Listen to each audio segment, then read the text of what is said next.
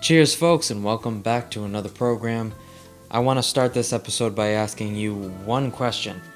Do you love good food when you're on vacation or when you're in Orlando, staying at Walt Disney World property, staying at anywhere? Do you love great food when you go out? Today we'll be comparing, contrasting, putting head to head both the Boathouse at Disney Springs and Il Molino at the Swan and Dolphin. I'm going to start off by saying that my fiance and I and some friends met up a couple months back in Orlando, trying out some different restaurants that they had never tried before. We had already been to the Boathouse once a few years back, and I remembered having a great experience, great time. First of all, the view is impeccable. If you sit outside, I highly recommend. I've only sat outside in that restaurant, got a reservation. It's about a under 10-minute walk in Disney Springs. You're right next to the amphicars, the amphibicars, whatever they're called. That they're basically retro 50s cars that become boats. They've got wheels. They rev up their engines. You sit in the back and you pull right down into the water. It's unreal. I've never seen something so cool. And it's right next to the restaurant called the Boathouse. And it's got its own little merchandise shop. It's got great amenities, great aesthetic and theme. Boats everywhere, very nautical themed. Right off the bat, it's stunning when you walk in. Especially if you sit outside. You've got a pool bar. They've got so much space. High top tables in the back. I will say right off the bat, sitting at a high top table for more than 2.5 hours was a little agonizing on the back. If you've got a back issue, you'll be feeling it. But it's worth that because, get a little bit of drinks in you and you're not feeling your back as much as you thought you'd be. If you don't like fish, they've got a myriad of different things. They have mac and cheese, chicken, steak, truffle fries. They've got everything for everybody, including staples with fish. Staples that you want on your menu. They change it up. They've got everything. They've got literally everything you can ever think of. I highly recommend asking for Kim. If she's available to be your server outside, if you're sitting there, she is outstanding. At first glance, I whispered to my fiance, do you think she's an owner? Is she an owner? I thought that's what she was. I swore she was an owner of the Boathouse. The way she was speaking, the way she greeted us as friends and said to us, we want to treat you guys as if you were at home, making anything we want at home, the way you like it. If you don't like a certain way, we'll change it up. We'll do anything. We'll do anything you want. If you want something a little bit different, cooked a certain way, cooked a little bit differently, we'll accommodate for that. We'll do that for you. Right off the bat. And she was speaking as if she owned the place. I swear. She gave me a drink that I had asked for that was not on the menu. She made it. She listened. She didn't write a thing down. Went right away and got that drink. Specifically, I had asked for certain ingredients in the drink. She got it, no problem. It was right in front of me within a matter of minutes. Service was impeccable. Kim was, everybody at the table just wanted to take her home with them. She was so sweet, so caring. Treated us as friends and treated us like people that she cared about taking care of at that dining experience at that time. She was really accommodating, no matter what. Over and over, do you want more bread? Do you want more buns? Do you want more fries? More truffle fries? More chips and dip?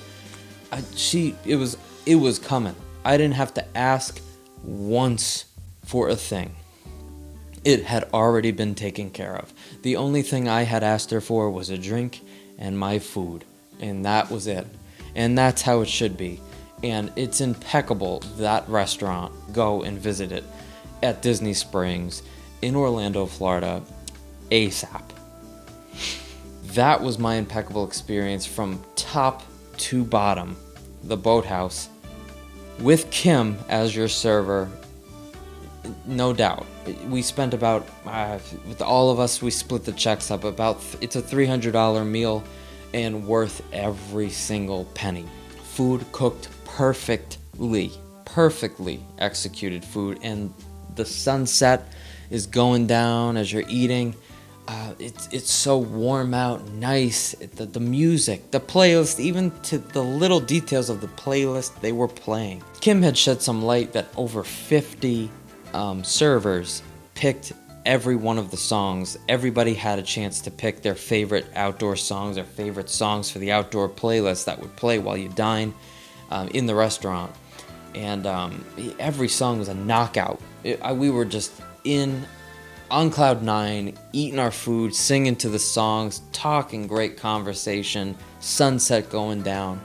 That was an impeccable meal that I will never forget. In saying I was going to put head-to-head two restaurants, I'm now going to speak about my experience and our experience at Il Molino at the Swan and Dolphin. We started off with getting the reservation, being excited for it. I had heard great things about it, so I was to blame in the group because I had heard exceptional things about Il Molino, that it's great Italian food. I have high standards when it comes to Italian food. Grew up in an Italian family. All of my childhood and teens, I lived in New Jersey. I had great Italian food at my disposal on every single day of the week. So going on vacation, I'm thinking Il Molino is going to be an exceptional meal. The sauce is going to taste great. It's going to be homemade, fresh, amazing. And to be honest, it couldn't be further from my original thoughts. It couldn't be further. It was abysmal. It was the worst dining experience of our trip 2 months ago. And it was something I can't even really remember. I blocked it out of my head as soon as it happened. It was so bad. If you've ever been to the Swan and Dolphin, very pretty, very, very accommodating, beautiful resort. You get to the restaurant, not a far walk from the lobby, and a good start. They valeted our car, no problem. I didn't think they'd be able to during COVID times. They certainly did that. They accommodated and complimentary valet because we had a reservation. Excellent. Walked 50 feet into the restaurant area. Il Molino is shaped like there's one hallway called the lounge. Nice bar, beautiful lighting, nice and warm, good vibes. You take a right and it's a convention center. You take a left and it's a nice place. The left side is fantastic looking. Looks nice and warm, inviting, Italian, great light fixtures, warming, and very pretty, very modern, contemporary vibe. And on the right side is like a cold corporate atmosphere. We were seated originally on the cold corporate atmosphere side. A big round table, which I appreciated. Right off the bat, we were starting to get like bread and oil, no problem. Great, exceptional service back there. But I wanted the warmer atmosphere at the top in the beginning. That was like great looking. It was so pretty. It was not corporate and cold and stuffy and kind of cold. Like not only vibe-wise, but physically cold over there. And it was just not working. I'm not going to spend all that money on food if the place that I'm sitting isn't like perfection. That's just me. So I asked the server, can we move over to the lounge area at that round table at the top in the beginning? Right off the front door, there's a round table right there. They said, sure, no problem. We can move you, no problem. Absolutely. They're very accommodating managers, I would say. Very apologetic about everything during the stay in our, during the dining experience, if you can call it that. So we moved to the over to the lounge area, and in doing so, that was the worst mistake you can ever make when you have a reservation for Il Molino and you move over to the first come first serve any Joe Schmo lounge area. Any Joe Schmo can walk in and sit down and wait and sit and get served. But at a price, you'll be sitting there for hours with no bread, no water. You'll be sitting there for at least 30 to 40 minutes with nothing, no silverware, nothing. Maybe your order will be placed, but that's it. And when I'm on vacation with a group of people, I don't like that. I don't want to be sitting there wondering, where's our water? Where's our food? Where's the bread? Where's the oil? Where is this stuff? And the lounge is a no. I don't know why we couldn't have sat outside. I would have loved to have sat outside. They couldn't let us do that. They didn't have the accommodation. I guess the manager had said no, but outside, very pretty. Nice lights, swan, fountain outside, and I am not kidding you. Everyone around the table was dissatisfied. Our waitress was so neglectful in the lounge that we had to again move. Third time moving. First time was my fault. I moved us to the lounge from a reservation. You're going to get worse service at the lounge than you would having at the reservation side of the restaurant. Stay to the reservation side of the restaurant if you're going to dine here. Silly me, I thought all the service would be the same at a restaurant.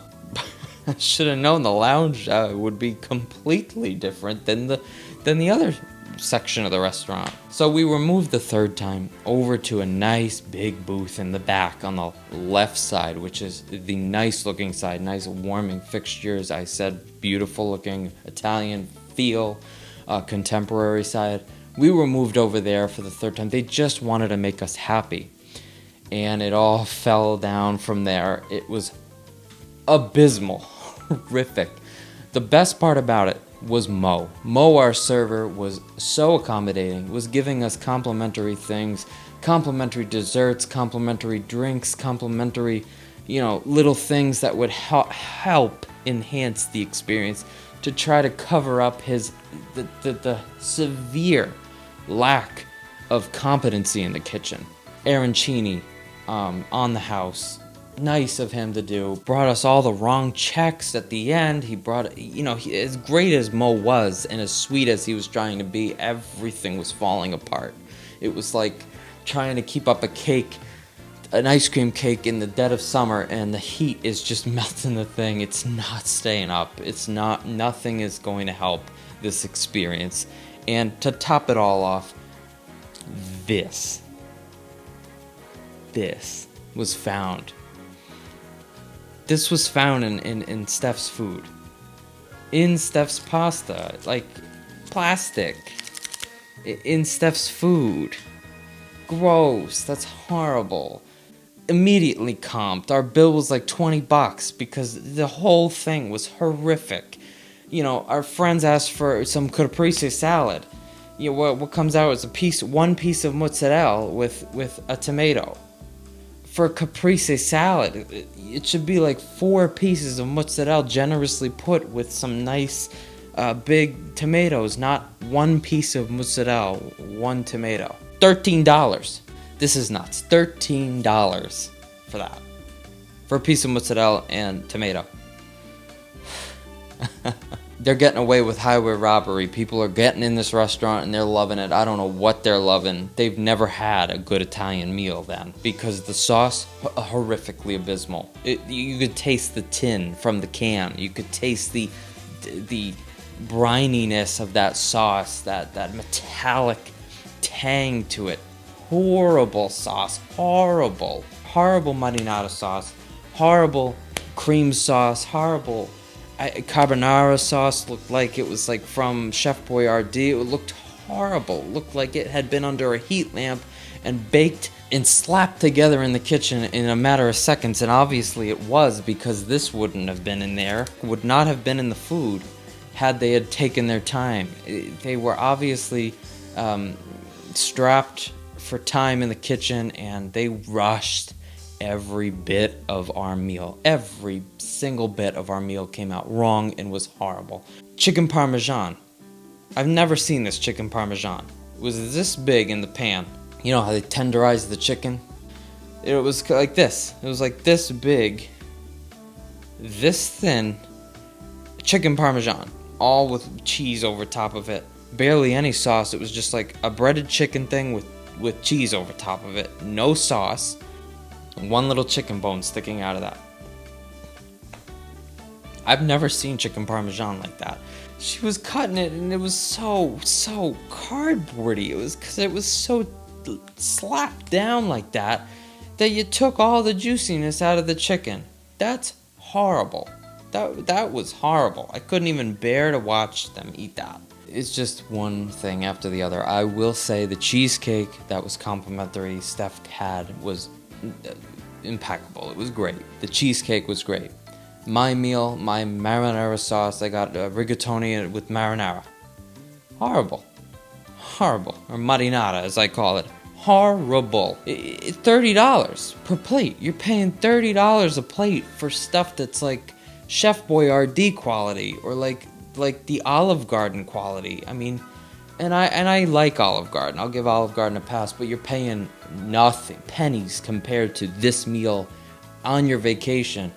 Nice atmosphere. You're in Disney, on Disney property, and you get this kind of service and this kind of meal prep and food. That should never ever happen. And it was, again, the cheapest bill we've ever had at a restaurant because everything was taken off. And I liked Mo, but Mo was no Kim. Mo was no Kim at the Boathouse. Kim was how every server should aspire to be. Own the place. Make the people feel like friends and like they're home. And that's what she did. So this concludes my putting head to head the Boathouse and Il Mulino as places you should invest your time in and a place that you should never even step foot inside. I only say this and I only get so heated because it's like you're paying the top dollar for like bottom of the barrel stuff here and stuff that's executed so poorly. And I had good expectations. I trust the people who told me to go to Il Mulino. I put faith in them. Just go to the Boathouse or go. That'll change your life and you'll never forget that. You'll enjoy it, trust me. Anyone can go and find something that they're going to love on that menu. Where Il Mulino, it was hard for my party to even read the menu, and they claim they're such Italian people, and what comes out is Chef Boyardee. Folks, that's going to do it for this episode. I highly recommend checking out the Boathouse and highly recommend you ixnay and ever even thinking about going to Il Mulino. I wouldn't call us the pickiest crowd. We're just, run-of-the-mill New England people. I'm a New Jersey person who grew up with great Italian food, so I'm a little more picky when it comes to that. But I was eating with some other Italian people at that time, and they were horrifically disappointed as well. I mean, we may be from New England, but that's not the only reason we like the Boathouse. We also love a good Italian meal, and we have a ton. It made me think how many more Italian places near us do it right in New England than down there. I was so disappointed in the fact that I chose to go to Il Mulino. My theory is if you don't like it, don't pay for it. And when it comes to food, if it's horrible, do not pay for it. Get it taken off, and that's exactly what we did. Don't be afraid to get it taken off. If you hate it and if you haven't eaten a bite of it, do not pay for it. Have no shame. I know it's hard. You feel embarrassed, but that's not your fault.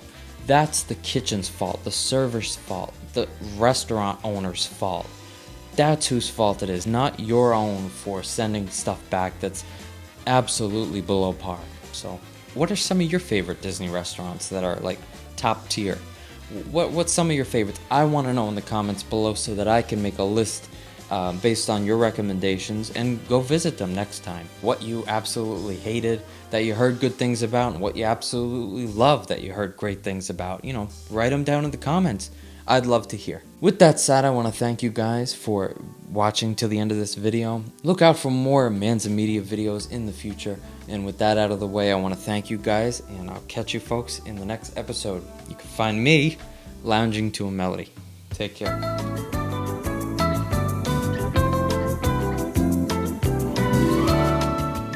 Thank you folks for tuning into this episode.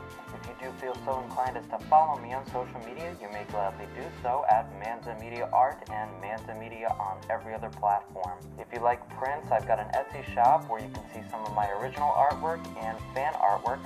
I'll catch you folks on the next episode of Manza Media.